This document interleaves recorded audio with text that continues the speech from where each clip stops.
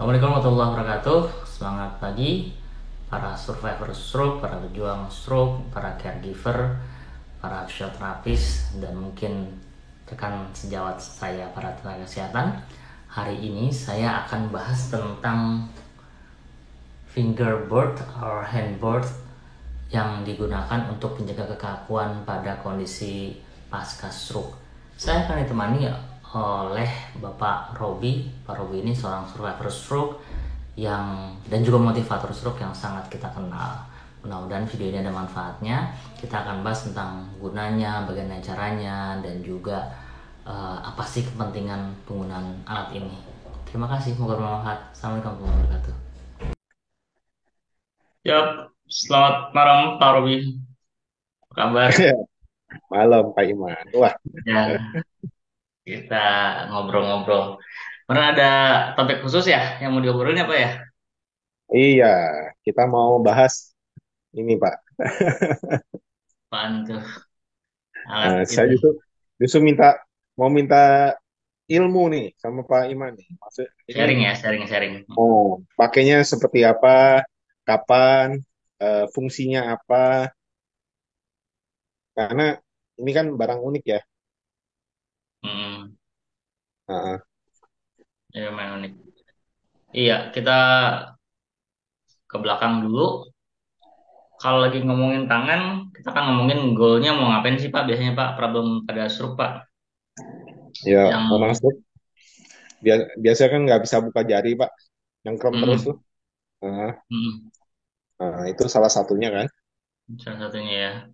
Iya, Terus targetnya membuka gitu ya.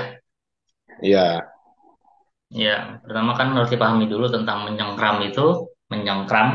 Kayaknya saya pernah juga dibahas tentang menyengkram itu eh, bukan keinginan strokernya, ya. Atau menyengkram itu satu memang tubuh kita akan memposisikan diri semi fleksi namanya, setengah nekuk.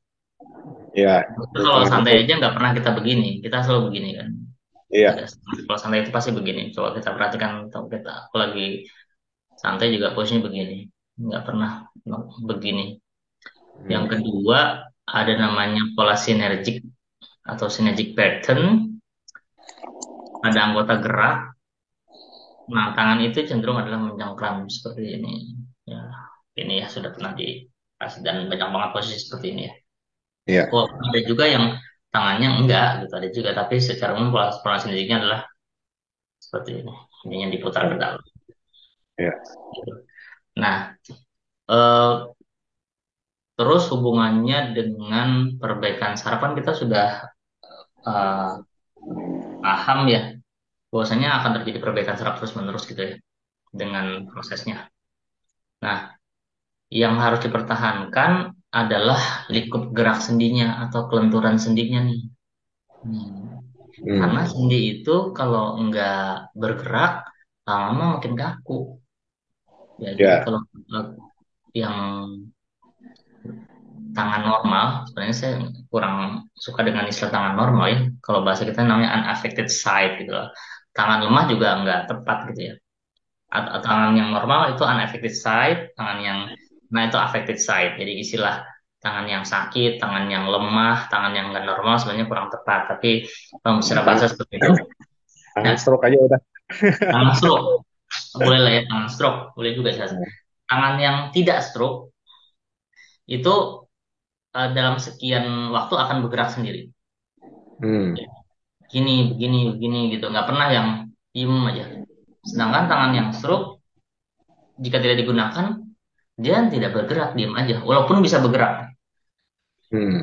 Ya, ini kan saya pernah ketemu Pak Robi sendiri, yang kanan walaupun sudah bisa bergerak, sekarang masih lebih aktif yang kiri kan. Iya, betul. Nah, sampai saya nanya, Pak Robi kidal gitu. Enggak gitu kan. Saya pribadi agak kidal gitu. Jadi saya kadang suka pakai tangan kiri gitu. Ya, seperti itu. Nah, contoh tadi, coba Pak pegang gelasnya deh Pak. Tadi Kenapa? pegang gelas lagi, angkat gelas lagi. Boleh nggak ya? Jangan dikoreksi ya. Iya, ya begini megangnya tadi. Kayak gitu ya. Ya, ya. Seperti ini. Jadi dia nggak begini sebenarnya tuh. Kenapa? Jadi kalau megang gelas juga sebenarnya nggak sampai gitu banget ya. Kita Ya, sedikit waktu. saya kalau yang tangan sehat juga megang gitu Pak, Gitu ya. Ya. Tapi nggak terlalu kebiasaan. lama. Ya. Ya. Nah, kalau nggak bergerak, sendinya bisa kaku. Ya, Nah, seperti itu. Nah, salah satunya mungkin dibutuhkan latihan, itu pasti. Nah, tapi heeh. apakah latihan terus-menerus belum tentu bisa kan gitu ya. Ya, untuk Hmm. mempertahankan sendinya, untuk tidak menekuk, salah satunya mungkin kita bisa gunakan yang tadi Pak Robi pegang. Saya juga punya. Nah, Ya, ini. Kita nggak ngomong tentang selalu tentang produk ya, tapi secara umum tentang fingerboard atau handboard ini ya. Jadi kalau teman-teman soccer di luar sana punya ya silakan aja, nggak nah, nggak ngomong itu ya ada kirimannya. Nah, karena menggunakan board ini maka akan bisa tanda kutip posisi lurus ya, ya. Walaupun normalnya apa sih jari kita tuh agak sedikit nekuk. Nah, seperti itu ya. Eh, Catatannya adalah tidak boleh memaksakan, Pak. Jadi ya. tubuh kita itu kalau dikasih stimulus, dia akan melawan kebalikannya. Kalau kita tarik seperti ini, Hmm. dia akan ke depan tuh. Ya, kayak kayak karet gelang. Heeh. Kita melawan seperti itu. Sama ini juga seperti itu. Kalau mau pasang, misalnya sudah nyengkram begini, ya jangan dipaksakan sampai begini banget gitu kan. Satu pastinya sakit banget, kedua akan merangsang namanya stress reflex, ototnya keulur dan akan melawan kebalikannya. Hmm. Hmm. Makanya saya selalu menyarankan penggunaan ini malam hari. Malam hari, Pak. Malam hari. Karena Oke. malam hari kita cenderung lebih pasif dan mau mengikuti.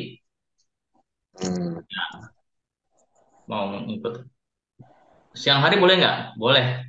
Tapi harus sering-sering di switching tanda kutip otaknya untuk mengikuti jarinya. Karena kalau saya begini, saya akan begini tuh. Melawan. Ya, ya harus mencoba untuk ngikutin. Enaknya board yang saya dan Pak Robi punya ini, dia nggak rigid ya Pak Robi ya. Jadi dia Iya. ditekuk nih, gitu. Ya misalnya posisinya masih nyengkram berarti boleh untuk seperti ini, ya kan bisa ya. Atau kalau kita mau tambahin, kita tambahin aja ke atas dulu, tambahin, dan kita pakai untuk tambahin ini. Begitu juga dengan pergelangan tangannya, karena kan cenderung juga akan begini ya Pak Robi biasanya. Iya, Kita iya. mau ya. Jadi pegangannya Nah, pun harus diikutin ya, Pak ya. ya pelan-pelan minimum di posisi lurus lah ya, bukan di posisi gini. Nah, bertahap lah, Sedikit lah ya. bertahap sesuai dengan kondisinya, sesuai dengan Hmm. kondisinya. Nah, tapi lagi-lagi ini secara teori bagus untuk sendi ya, sendinya biar nggak kaku, masuk juga ototnya biar jadi kekakuan itu bisa juga terjadi pada sendi, tapi juga terjadi pada otot. Jadi kontrakturnya di join, di sendi dan juga muscle di otot. Hmm. Tapi tidak merangsang pergerakan. Ya, Oke. makanya Tapi jangan jangan juga misalnya udah pakai terusnya selesai gitu dianggap ini nama oh nanti nanti dia bisa lurus sendiri. No, hmm. tidak. Jangan jangan juga kebablasan seperti itu. Kalau ini dibuka misal sendinya sudah bagus, ya intinya bisa begini, nggak Bisa nyengkeram gerak. banget, bukan Hmm. bukan berak, bisa lentur. Lentur ya. Apa sih Jadi, membantu untuk kelenturan. hmm. Dan kelenturan itu kan dibutuhkan. Kalau dia rigid, apa namanya, kaku, ya boro-boro bisa gerak kan.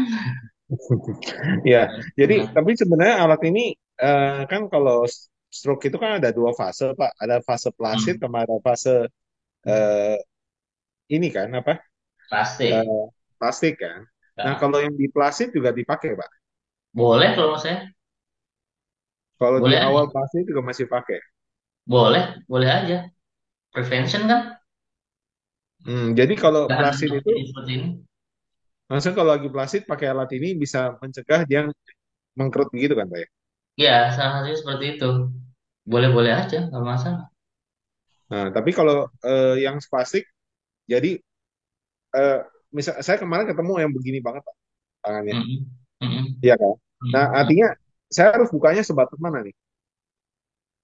Ya kalau misalnya dia begini, Pak Robi, yang pertama kali dilakukan ada inhibisi spastik dulu. Apa? Sorry? Diinhibisi dulu spastiknya, diturunkan spastiknya. Kan banyak cara kan, tapuk seperti Nah, ini dan sebagainya. nah, Terus kalau memang sudah kontraktur ya, nah. paten, saya nggak menyarankan inilah, nyeri banget. Oh. Kalau misalnya dia severe spastik, ya sebaiknya mungkin salah satunya suntik botox misalnya. Hmm. Tapi Habis kalau yang suntik tadi bilang langsung buka. severe, tapi kalau yang tadi bilang severe spastic kan, Pak, kan seperti yang saya paham tuh semua kan join sebelumnya. Artinya di sini dulu kan, Pak. Yang mesti kita beresin, Pak. Iya. Iya kan? Kalau Kalau severe spastik, beda kan sebentar Pak. Satu spastik, satu nah, lagi kontraktur, beda nih ya. iya, Jadi dia spastik, tapi joinnya nggak kontraktur. bedanya gimana? Ya kalau spastik kan kita turunkan juga bisa turun spastiknya, nggak buka. Tapi kalau kontraktur memang secara organnya dia kaku, sendinya, ototnya. Karena di Hmm. kan pernah dengar kayak ada cairan sendi ya. Memang ada cairan sendi dari mulai dia cair, mengental sampai menjadi jaringan keras. Hmm. Itu, nah itu makanya jangan sampai kayak begitu. Eh, jangan sampai sendinya bermasalah. Nah, salah satu yang bikin bermasalah karena nggak digerakin, spastik dan spastiknya tidak diinhibisi, dia permanen. Maksudnya Hmm. jangan sampai. Beda ya Pak ya. Kan kita juga menemukan, saya ada tuh video pernah pas begini, terusnya kita turunkan sekian, ya udah bisa buka. Sendinya, Hmm. sendinya masih oke, tapi spastik. Nah, Hmm. makanya Hmm. nggak boleh hanya pakai terus selesai gitu, nggak boleh kayak Jadi gitu. eh, maksudnya kan kalau tadi Bapak bilang enak disarankan pakai malam karena nggak aktif ya, kitanya nggak aktif, kitanya Iya, relax, jadi lagi tidur dipakai gitu Pak ya. heeh. Nah, kalau siang itu makainya gimana? Boleh, boleh Berapa dipakai, lama?